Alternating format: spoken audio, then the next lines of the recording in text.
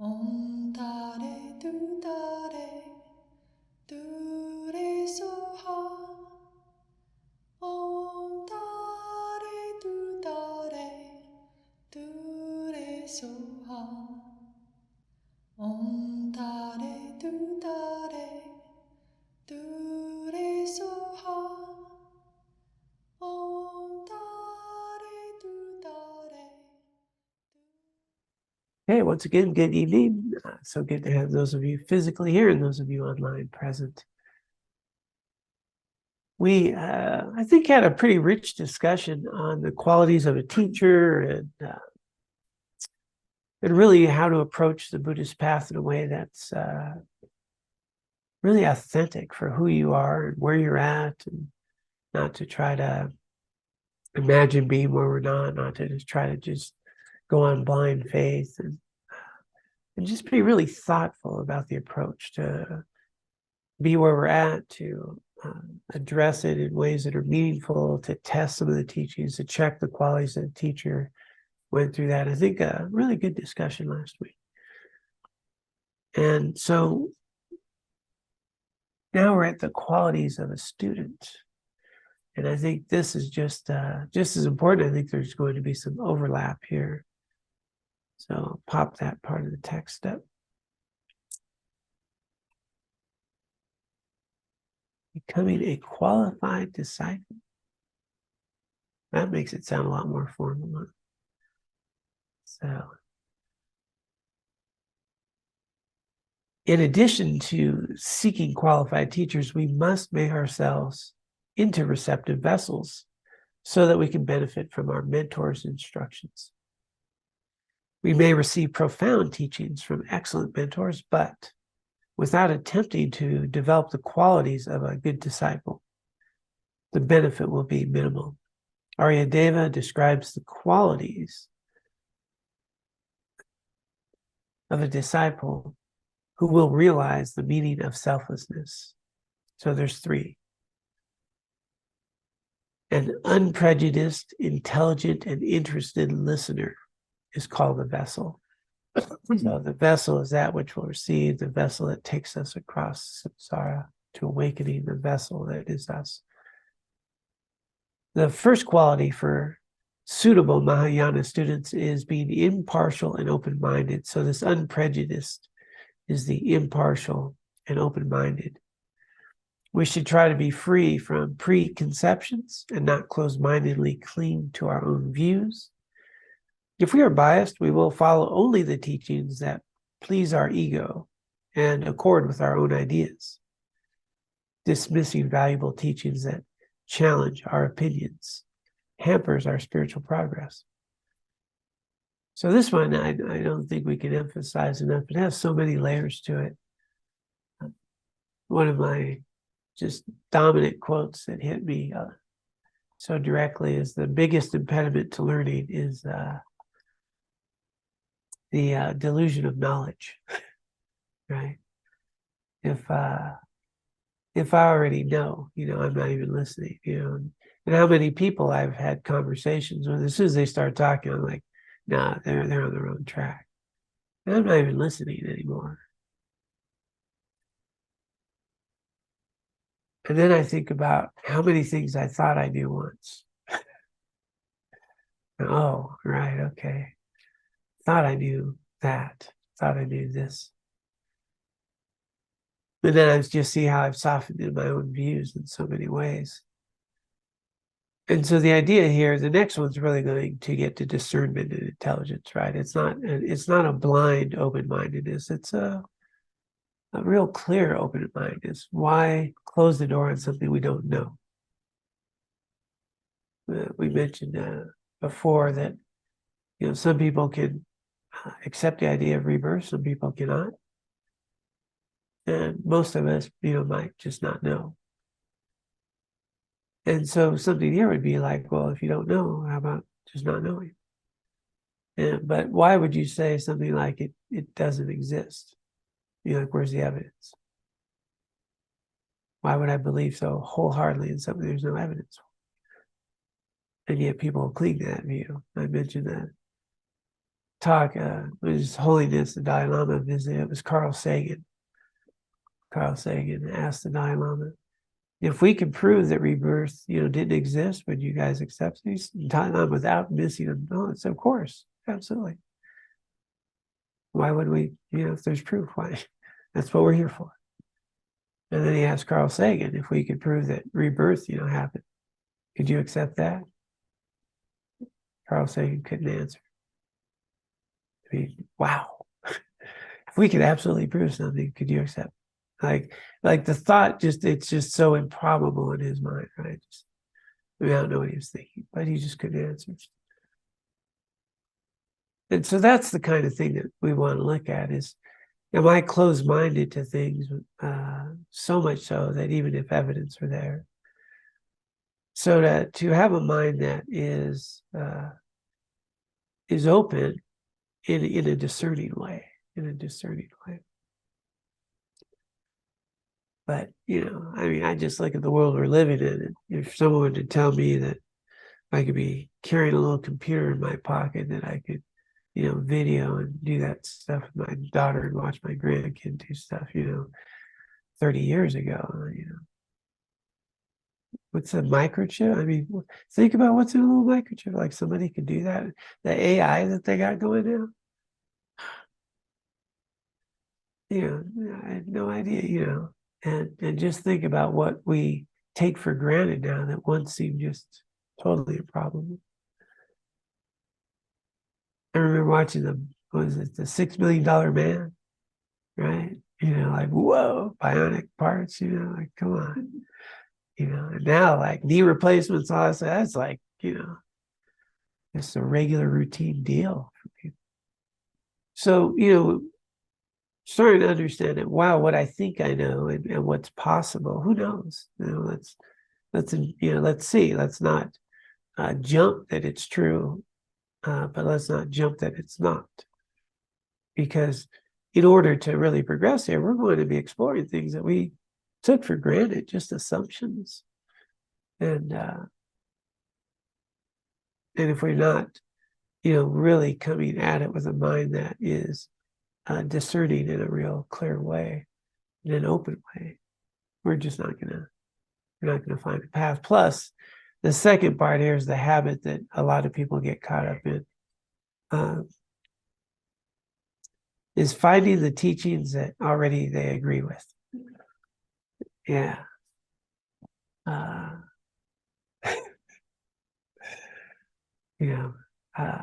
And we hear that a lot, right? Oh, that really resonated with me. This resonates with me, and this resonates with me. And yet so much of the path is actually coming head on to something that absolutely does not resonate with you. In other words, I'm just making my own, comfortable blanket and finding the things that make me feel good in the way that I want to be. But Venerable Tenzin Priyadarshi is just so clear that a teacher is here to show you your mind, and that's not always a pleasant thing. And often the things that we need to break through are the things that are unpleasant, uncomfortable. And so what they call it, sort of the spiritual supermarket. I like this, I like that practice, I like this thing, a little bit of that. And I mix my Zen up here with a little bit of, prayer and a little bit of this, and I put together my practice. And I think there's a normal human way of doing that, which I think is pretty helpful, right? Because we don't know, we're exploring it. A little bit of this kind of sounds all right, a little bit of this sounds all right. But at some point, instead of digging, 1,000 holes 1 foot deep, I like to dig one hole like 1,000 feet deep.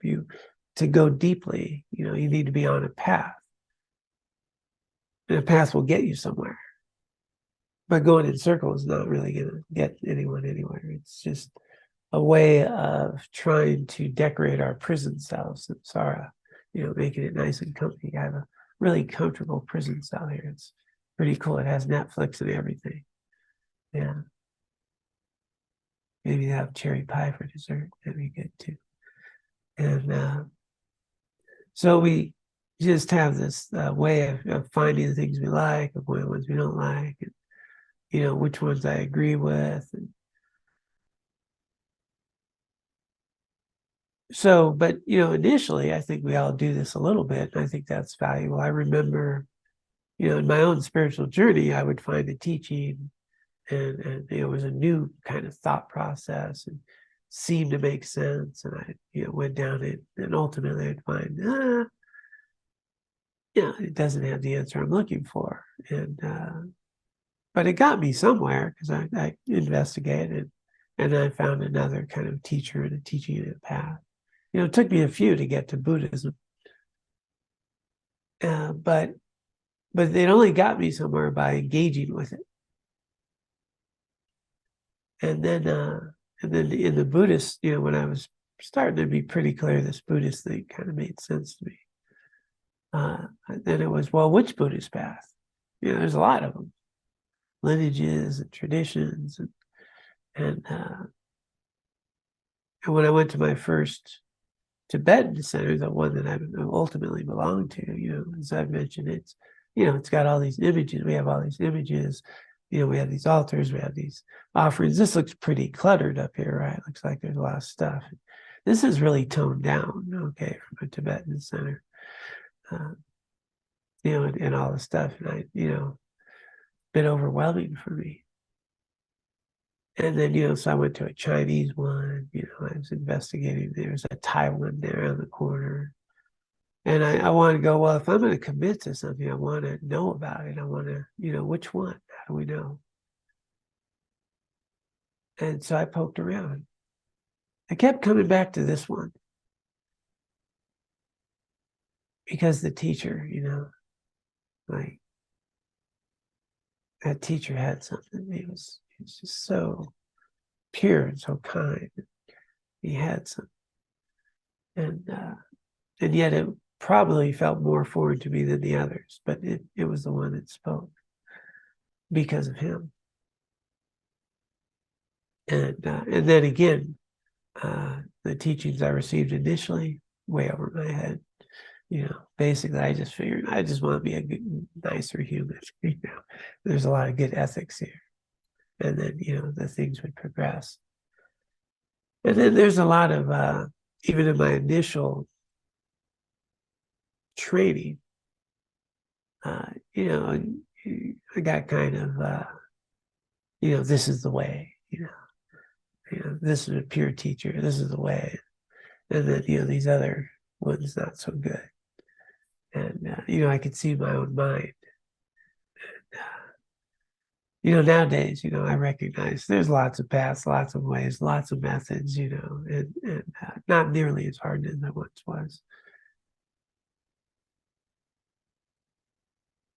And so, all that requires an open-mindedness, but an open-mindedness that's discerning, which is the second quality, which rather than me start talking about, let me pull it up.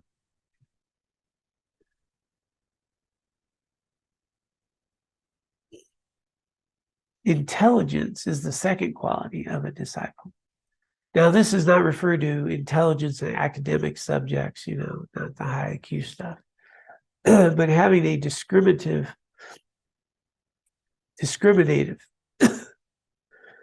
intelligence. I'm sorry, I'm a little congested here. That can discern correct and incorrect views, as well as what to practice and what to abandon. Without intelligence, our actions, meditation practice, and view will be skewed. Intelligent and discerning disciples are also examining the source of the teaching, and they're not satisfied unless they know it originated with the Buddha. They investigate that if the teaching has been studied and explained by sages, actualized by yogis, and translated by excellent translators. Using reasoning and scriptural citations, they establish a teaching's validity. Even if students are open-minded and intelligent, if they, okay, that's the next one. So this discernment, and here they're going through the sort of long rim approach. If I'm going to dedicate myself to a path, well, I want to, it's a Buddhist path, well, I want to know it came from the Buddha. And that would be helpful. And then it was practiced. It was utilized by yogis. It was translated appropriately. You really check out the authenticity. And then, of course, we need the quality of the teachers. But this discernment then becomes critical in a way that I heard Venerable Tundin Chodron put it well. There's a lot of ways to get to downtown, right? A lot of practices, a lot of methods. And again, this is Buddhist. There's other things that are not Buddhist. But if you're going to be a Buddhist, you might as well know from it came from the Buddha. A lot of paths get you to downtown, right? There's no, this is the only way. But not all roads lead to downtown. So that's this really nice nuance of understanding. Yeah, I want to find a path that works for me, will get me to downtown, which doesn't mean somebody else over there isn't getting to downtown. But there's some places that don't go to downtown, and so let's also be discerning about that. And one of these attributes that we talked about last week is, relying upon teachers that are qualified, that have good motivation, that have good ethics, and, have received some of these teachings in ways that have, been authentic. So we want to be discerning. And so that's discernment starts with not just accepting things just because, and not, just grabbing on wholehearted faith, Let the faith come with practice. Let the faith come with checking. Let the faith come with testing these things.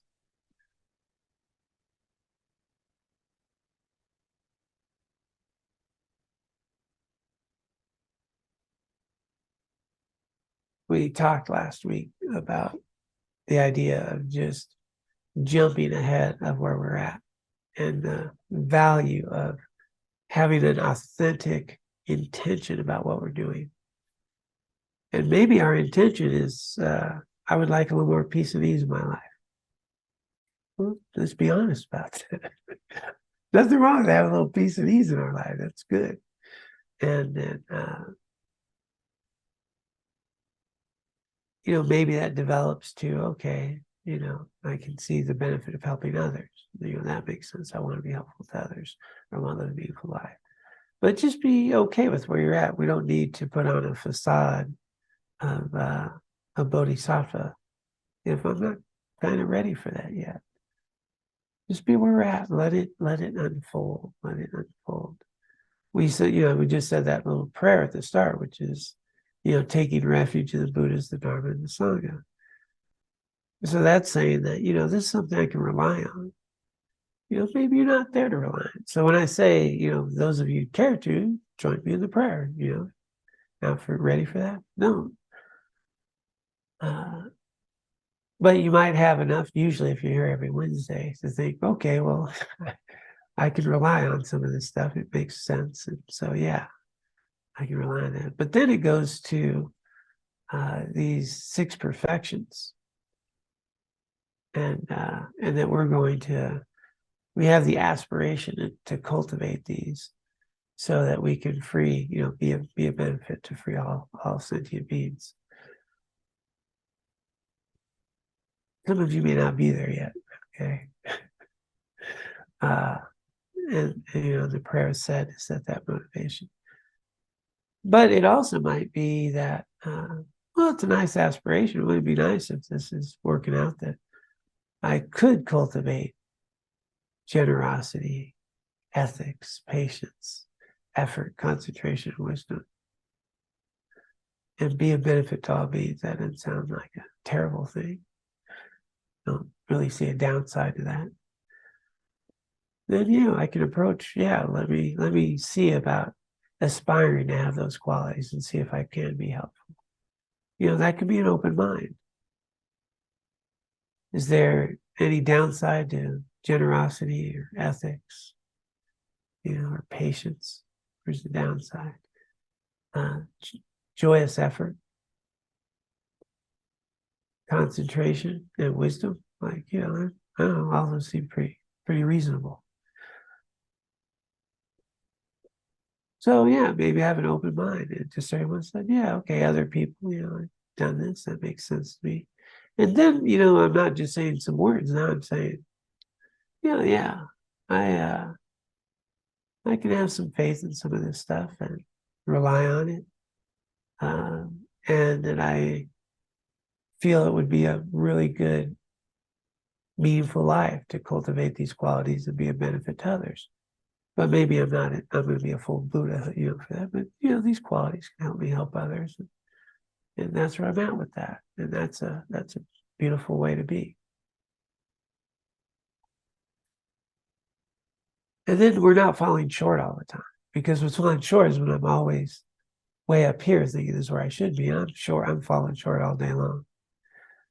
But if I recognize, wow, okay, look at the life I've had, where I'm at, and the foundation of this whole journey is ethics, concentration, wisdom. Well, it's a good way to live, and I can see how it could be helpful. Well, it's a good place to be at. And I'm keeping the door open for being a bodhisattva. Door's open. It's not closed. So we're now combining this open-mindedness with some discernment. And the discernment also applies to where we're at.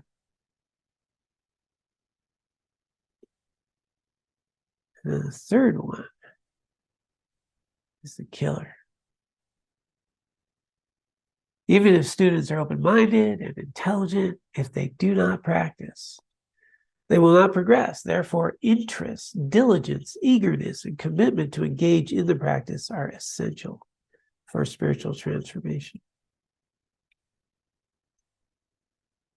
So that's the rub. Apparently you have to practice. Yeah. The analogy they use, it's like the Buddha is the doctor, the Dharma is the medicine. All the freedom's there, all the illness gone. Not going to help you. You don't take the medicine. And we go to a teaching and we bring the medicine home. We put it in a bookcase. And then we get to decorating our prison cell. Makes it really nice.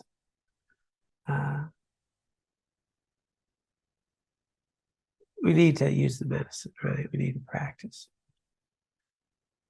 And we will have ups and downs with that. But the interest, the knowledge of it, the desire. Here we are. What do we have? We have 4 people here. We have 13 online. Well, some people may be doubled up. I don't know. But anyway, roughly 20 here, right? 20 people. And usually we have a little bit more because we have Gunness in it. It's the night before Thanksgiving. If the monks were here on tour, we would have a full house all the way around. And if it was an empowerment, we'd have even more.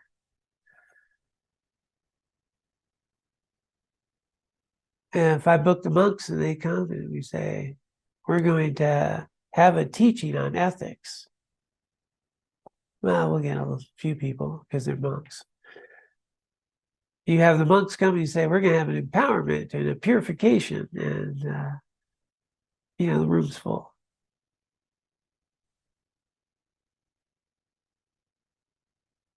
If I give a talk, I learned this, by the way, on cultivating genuine happiness and well-being in your life, I get a pretty full house.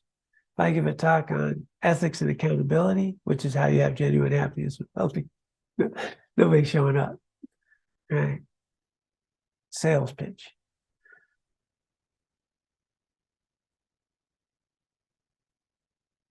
When I was traveling with the monks, we'd go to Aspen, here in our valley, we go lots of places.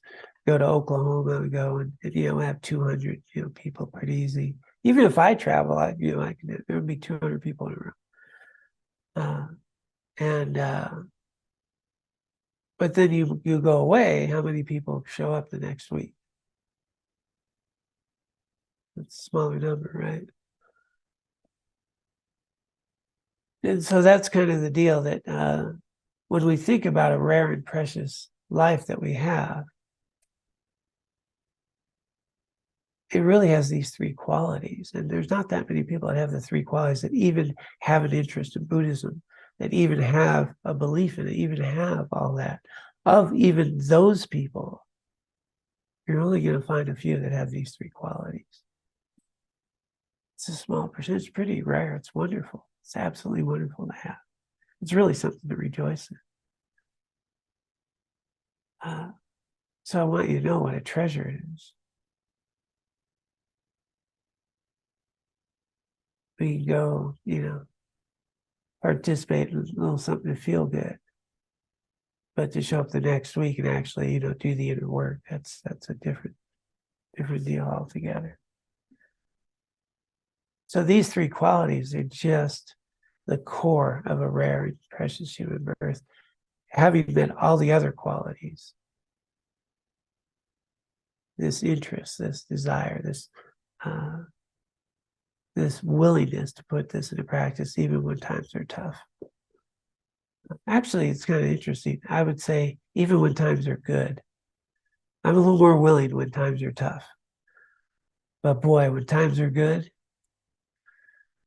to have this engagement, that's even more challenging, I believe. Complacency is pretty easy to get to. So these are really good to check with ourselves, and not just check, but to celebrate. Like, wow, how did, this is ripened to me. It means that we have suffered enough. It means that we have checked around enough. It means that, we've latched onto something in a way that's really meaningful, and we can see its results in our lives and experience them. And it's worth spending a Wednesday night, or a half day on Sunday. It was great. We had a big full house on Sunday, packed. And but when you look at even well-known teachers,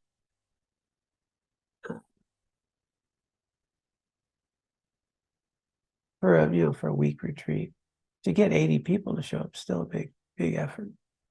It's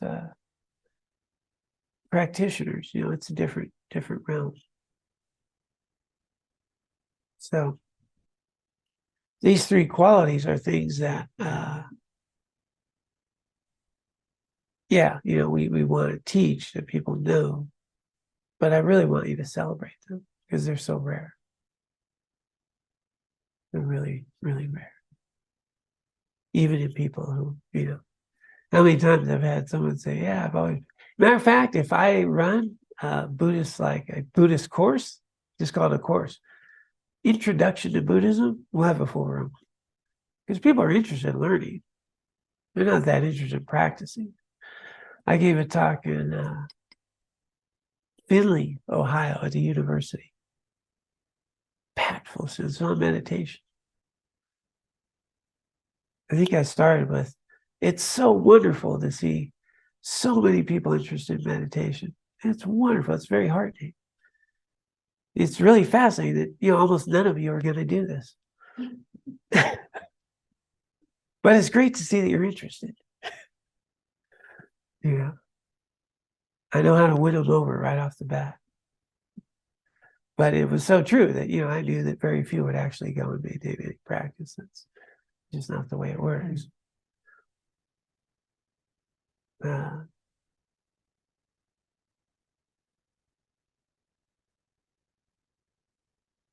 One of the talks on love, on genuine happiness. So it was on genuine happiness, lasting happiness, and it's down in Durango, in packed house. All these people want to know about genuine happiness, well-being, and basically I went through a whole talk showing them how insane they are, because we're chasing happiness and all things that can't give it to us, but we made it funny. So after about an hour of seeing just how insane we are trying to find happiness in things that can't do it, and we keep doing it anyway. And then show them, well, here's how you really get back to ethics and, purposeful living and, the things that we do and some meditation practice and all that. And everybody was just so crystal clear. At the end of it, I said, by the way, knowing all this is not going to help you at all. It's just not. But I'm keeping your money, so, no refund. You put the donation in. It's there, yeah. And they laughed. I laughed. But we kind of laughed because it was true, Still going to go right back out and do the same stuff. With a little bit of knowledge, though. A little bit. Like you keep planting the seeds, and then 10% of them show up. As a matter of fact, there's a couple people from there who are still practicing today. There's a few, which is nice. But that's the way it works. We're planting seeds. But those of you here tonight, your seeds are growing. There's some roots. And it's really quite wonderful. It's just something to celebrate. It makes me so joyful. It's just really something to celebrate. To have these three qualities, to see them in people. And to know that we can plant those seeds in others and they'll grow. Yeah. Okay, so there's a couple other some add-ons. But anyway, any questions or thoughts? We have a little smaller group, so any discussion, anything that pops up, just you can unmute or say something.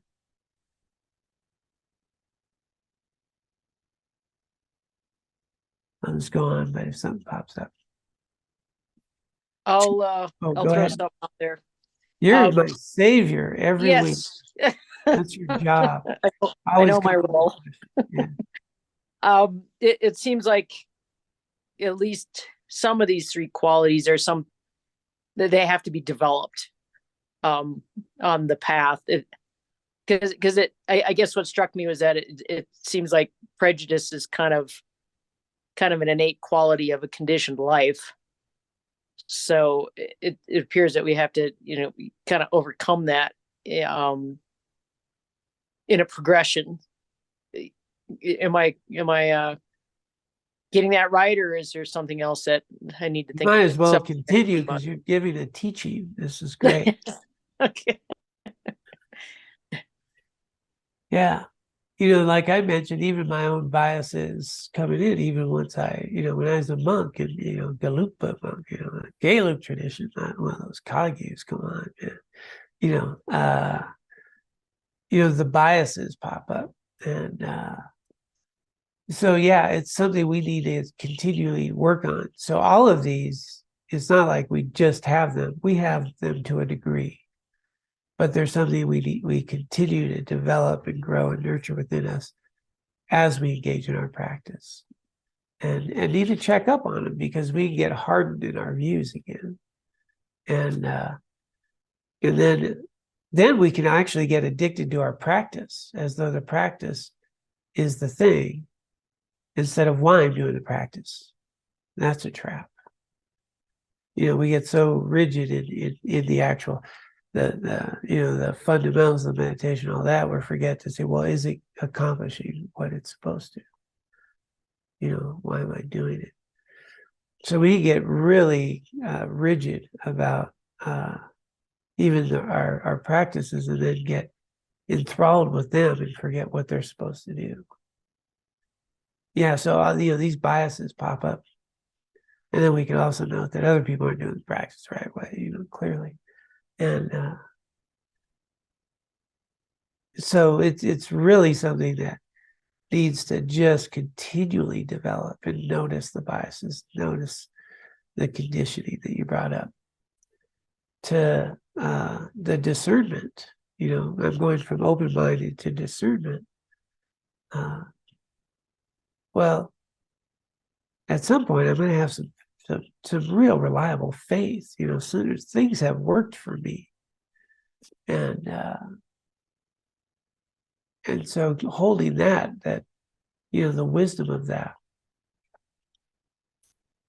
but also maintaining that there's more, there's still more, and that some of the things that maybe I've done that got me somewhere that there's still some other things that could continue. That I need to let go of. There's some things to let go of as I grow. Yeah. John. So, this idea of like open-mindedness, I mean, at some point, it's like, I think if you're doing something, you actually have to let go of being too open-minded, because then you talked about, 1,000 holes, 1 foot deep. It's like at one point, it's just like, I need to, kind of commit one way and stop digging these other holes, even if the other holes might be really beneficial. It's like I need to, it's kind of like shit or get off the pot. It's like procrastination, or doing research up to a certain point, but at some point it's like commitment. And then my other comment is on the I think it's really hard to do these things, as you said, when things are going well, like the foxhole Christians. Yeah. Or like I have these exercises I do for my back, and I do them all the time when my back hurts. But I should be doing them all the time when my back doesn't hurt, and then I wouldn't have to be doing them when it hurts. Right. Yeah. No, those are two great observations. The open-mindedness doesn't mean that we try everything. It's especially in this context, it's kind of like you're already thinking, okay, I'm in this Buddhist path. So as my teachers or teaching show up, like maybe there's some things I'm not ready for. And Jetsuma Tenzin Palmo, she would have her list, was Kamcho Rinpoche, and she'd have a list. And he'd say, well, you don't get that, well, just set that aside for now. Just set it aside. You just set it aside. Don't need to worry about that. And so it's that kind of thing. But initially, to be here, I think we've all poked around, right? And then at some point, you need to go, I want to get somewhere. But the open-mindedness for me also is to know that if people on other paths that might get to downtown, it's, good. I don't need to be critical of that or get caught up in this is the way. Because, even as I've mentioned before, teachers who I would not recommend today have benefited me in my life to get me where I am today. Does that make sense? Yeah. But who knows how all those things work out? But the open-mindedness in this context is really about those potentials. Because right now we probably can't see that you have a fully awakened Buddha nature in you, and there's actually nothing wrong with you. But you might hold that lightly. Maybe that's possible. Maybe that actually is true. Maybe all this obscuration is nothing but that. Well, let's hold that potential. Underneath all this, there's nothing to fix. Yeah. Hey, John. How are you? I'm a little sniffly, but other than that, I'm feeling pretty good. Yeah. Good. Ready for cherry pie tomorrow? I'm getting a pecan and a pumpkin. Can you believe nobody's? And I was okay.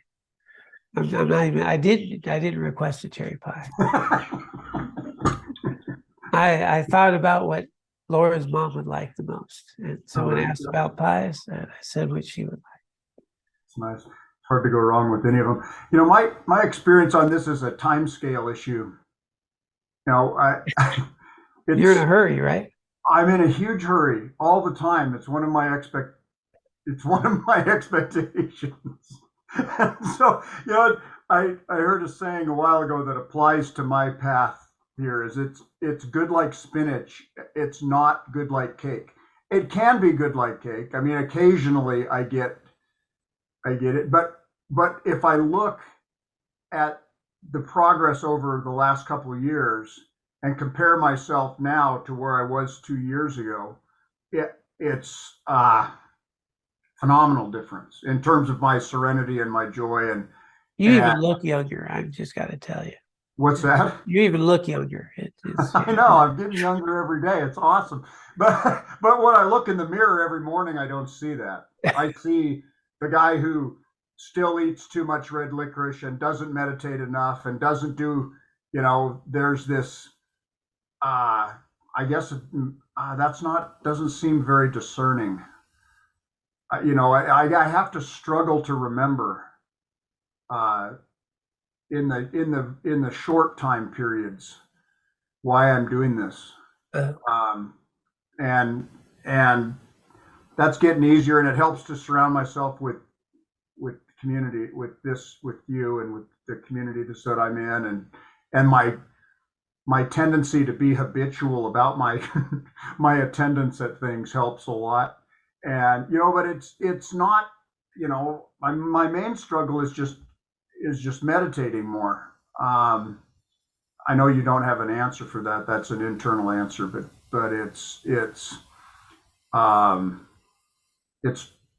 it can cause me to get frustrated with myself, and I'm not sure I understand that. Okay, Why don't well, I just stop trying to meditate? stop trying to meditate more. How about that? Well, that's kind of what I've tried to do, but Clearly rather the problem is successful my at that. capacity for not meditating is pretty big. Yeah.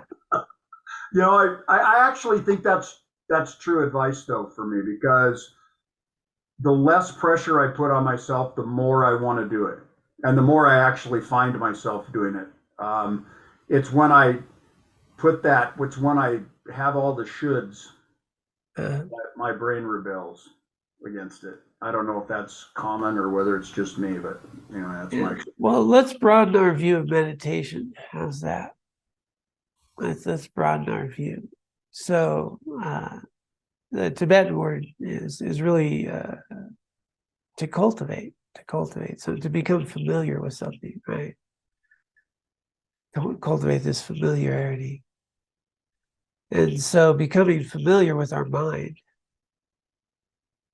Throughout the day, you're probably familiar with your mind when you're doing some things you don't feel good about, right? So you're mindful. Yeah. So if I think of my meditation, I have my formal time, and they should be an appropriate amount of time, not too long, not too short. Not a burden, but a time that you're comfortable with. But then my meditation is becoming familiar with my motivations, becoming familiar with my interactions.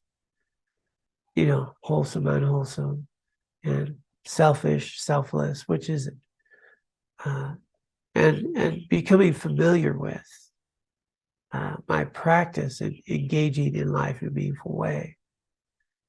Becoming familiar with compassion, loving kindness, wisdom. If my motivation's coming from those three, now I have practice. There's a little section, the next section is on meditation, and it talks about what we do in between the formal sessions affects our formal session, right? And so how I'm living off the cushion is going to have a huge impact on the cushion. What I do on the cushion should be preparing me for my real practice, which is trying to be nice to that idiot out there that I have to deal with, right? That language, that other incredible human being who's helping me in this life. What's my narrative here? And then my meditation becomes, how I'm living. So it's not so easy to do. It's easy to say, just make your life your meditation, but that's super hard. But if you can start recognizing that during your day, you're doing your practice. When you're sitting, you're doing some practice. Okay. And I was hoping you'd say, because I do find myself doing that. I mean, it's pervasive. Yeah. This stuff. I mean, it's starting to show up in more and more. Like when I just traveled over the weekend, and just the traveling is different. Just my experience of airports and airplanes and stuff is becoming different, right? It's becoming much more, much more pleasant. Looking at who I can smile at, how I can help other people. What can I do to help? Right. That attitude is becoming I do a lot of that. I just don't sit very much. Right. and I want to do more of that, but we'll see what happens. Well, how about you nurture the aspiration that you'd like to sit more? What's that they teach in the program? You want to pray for the willingness to pray. Yeah.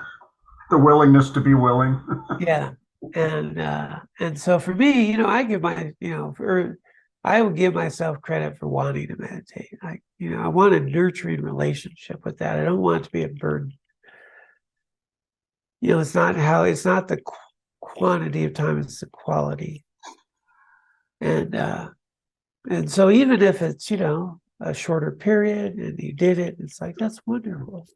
But if I think that I should be a yogi, by the end of the year, capable of sitting 12 hours a day, that's not going to be very helpful. And then, it's a burden. So yeah, hold it lightly. It's recognize that, short sits, bringing your mind back.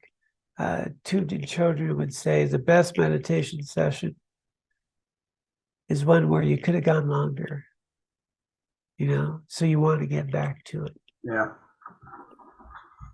Okay. Thank you. And, there is value to sometimes buckling down, for a short period of time and saying, I'm going to sit here even though I don't feel like it. I would sometimes, like every part of my body is screaming not to meditate. And I'm just going to sit in the posture. I'm going to sit there. I don't think I would call it meditating, but I was sit there and I do 5 minutes, just to know that I can do that. And even that's valuable, but not, holding it like it's this burden, that's just not going to be very helpful.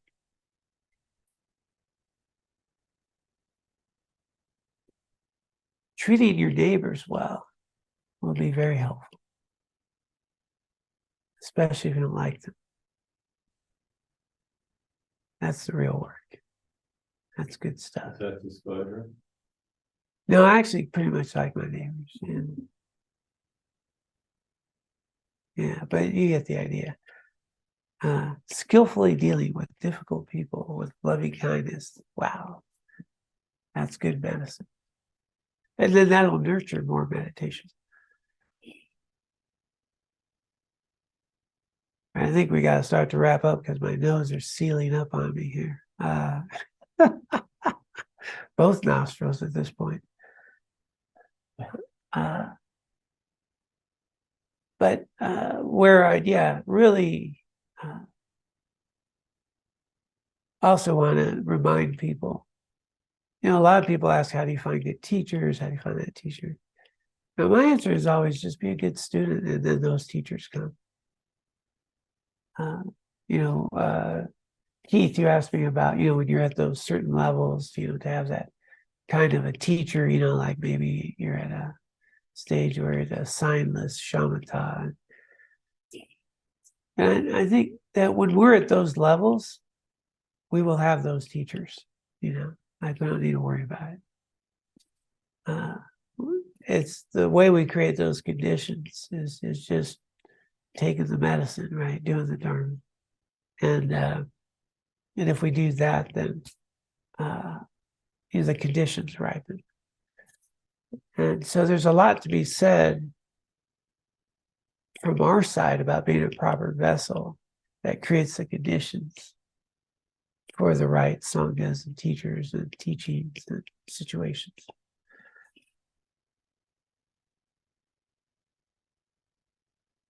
And that's pretty wonderful. It certainly has been my experience. So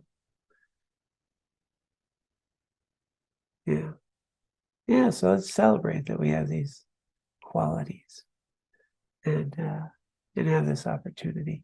And are we applying this principles of virtue, of ethics, of impermanence, interdependence?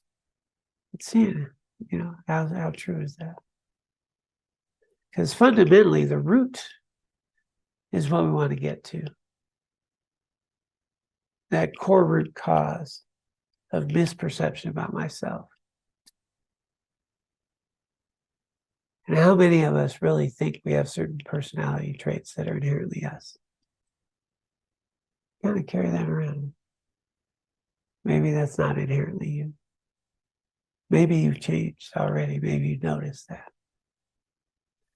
Might even think I'm not really fond of meditating, and that might change too.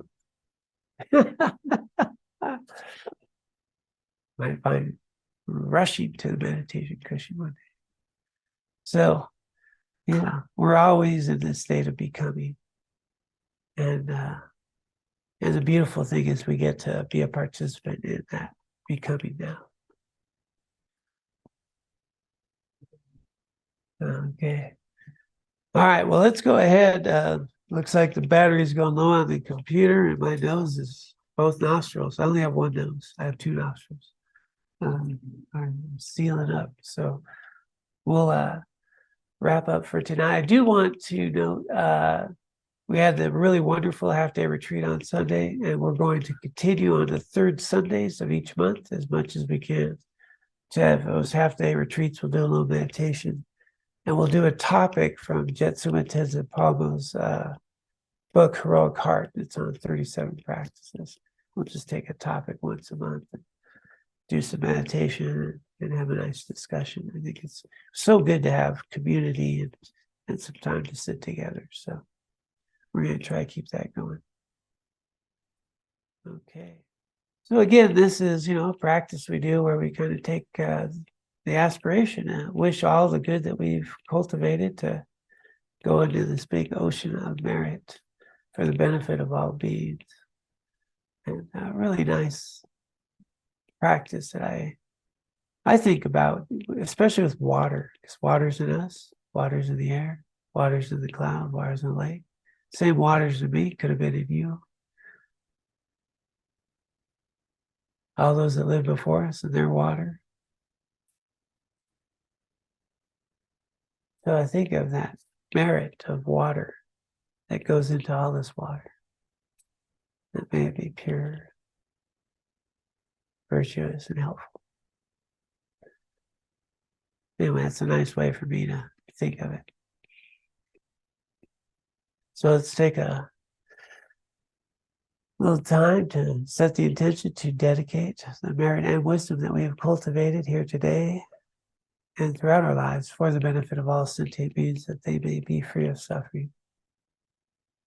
And that this may water and nurture ourselves, that we can engage in these practices in ways that are truly meaningful, allowing us to recognize our ultimate nature, be of great benefit to all. With that motivation, let us dedicate. By this merit, may I soon attain the enlightened state of Guru Buddha, that I may be able to liberate all sentient beings from their sufferings. May the precious Bodhi mind, not yet born, arise and grow. May that born have no decline, but increase forevermore. Om Tare Tu Tare Tu